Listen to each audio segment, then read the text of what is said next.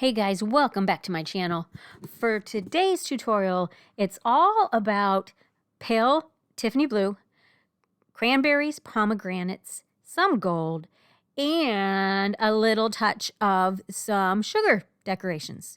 Now, these sugar decorations were made with a very special product, and it is today's, I want to call it sponsor, but it was a gift for me to give a try. So let's get right to the video. Hey guys, in this tutorial, I was asked by Satin Ice to test a new product that they have. These are ISOMELTS. What do they call them? They're little crystals, or they're like pieces. It's not powder. You don't have to add anything to it. All you do is melt it either on your stovetop or in your microwave. And isn't this cute? When I opened it up, when I got it, it says hand-picked just for Mary. So that's kind of cool. And then I open it up, try to open it up. You throw that across the room. And they sent me a whole bunch of different colors to play with. So I got blue, green, red, pink, and clear. And then an added little sucker, just because. So anyway, whoops, facing the wrong way. So I am not exactly sure what I'm going to do. I have some ideas, but I don't have anything concrete. We're going to see what we come up with. I'm thinking of combining these two together, the red and the pink, to get more of a raspberry color, and then maybe doing some clear as an accent, just a little filler. So we're going to see what we get, and I'm really excited to try this. I love Satin Ice.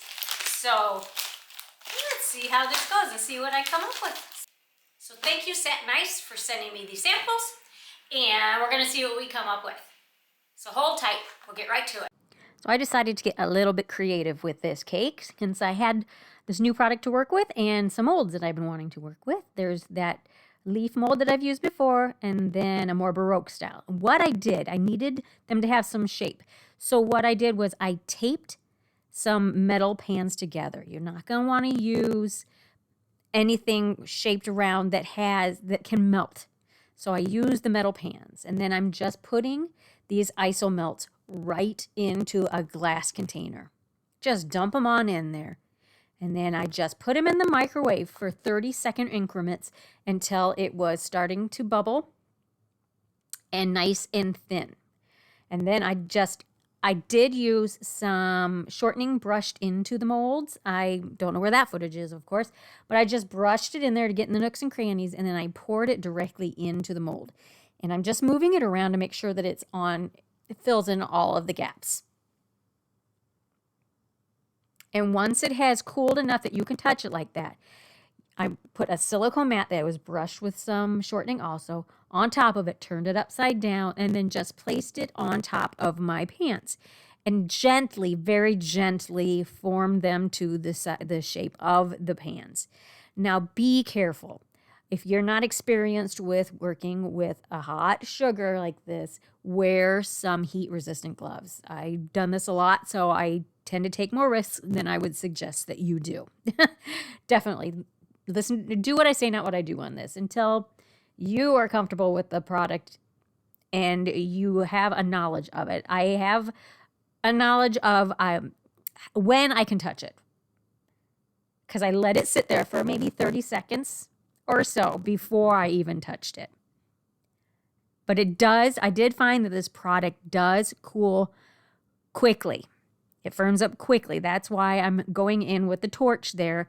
I formed it into a wave pattern with those towels underneath the silicone mat, draped the leaf silicone mat on top of that, and then I heated it up with my torch just to remelt it a little bit so they can get a little bit of a shape into them. And then you might have to go back in and fill in where the heat kind of dissipates the isomelt a little bit. Then I put those in the off to the side to cool. And now I'm going to use the clear. I did the same thing with the heating, just 30-second intervals until it was hot and thin. And then I just poured on the silicone mat. Another time here, definitely wear heat-resistant gloves, guys. Poured on the mat, let it spread around a little bit. And in that time, it's going to cool a little bit to the point where you can touch it and manipulate it. You don't want it to be scorching hot and molten still. It needs to have started to firm up a little bit. And then I just kind of manipulated it into the shape that I wanted it to go. And it, there again, cools very quickly. Now these leaves, I did end up having more isomalt on it than I wanted because of the fact that the color, I believe, makes it a little thicker and it sets up, like I said, a little faster. So I didn't really have time to scrape off as much as I wanted to. So I just went in with my X-Acto knife and trimmed it. And there I sprayed them all with confectioner's glaze to seal them and help prevent the glazing over the gloss. You know how they get kind of the opaque look to them? Kind of keeps that in the distance for a little bit longer when you seal them with the confectioner's glaze. And that is an edible product. And then for the top tier, I wanted to stick with more of a monochrome color palette with pops of color. So the top one, I did that impression mat on top. I just rolled that pattern in and set it to the side. And for the bottom, I'm going for a very subtle marbling. Now I started with just using that Tiffany blue. This is Color Mill that I'm using, food coloring. And I just dabbed color with my finger. It wasn't quite enough of a marble look to it. So I added more of the food coloring to a little bit of the fondant. And then I just put blobs of that in it. And then twisted it, rolled it up, rolled it out, and put it to the side again.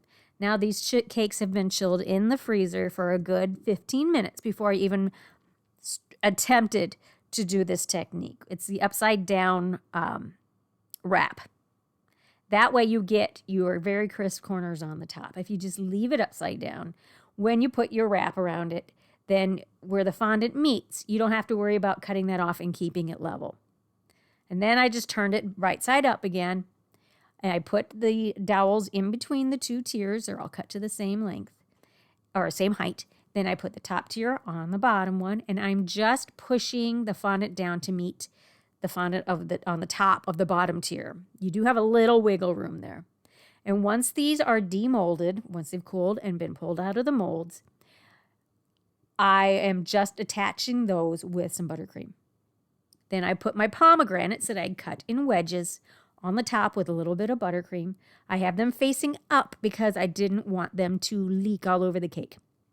I put the feathers in there, back there. Those are just attached with some buttercream. And then I just pulled some of the seeds out of, I had another pomegranate I didn't show you. I had two. And I just pulled the seeds out, and I'm using those plus some cranberries as an extra decoration. So you got many different elements, textural elements, the I'm sorry, that's hard for me to say, isomelt decorations, the fruit, the marbling, and then once I get everything attached, I go back in with some gold luster dust mixed with some Everclear. You could use vodka if you prefer, or even a flavorless extract. Colorless extract, like almond extract or a lemon extract work also. I'm sorry, I might have to take back the almond. I'm not sure about that. Stick with the lemon extract. I haven't used it for a while, so got it confused in my head there. And then I'm using this fan brush to add touches.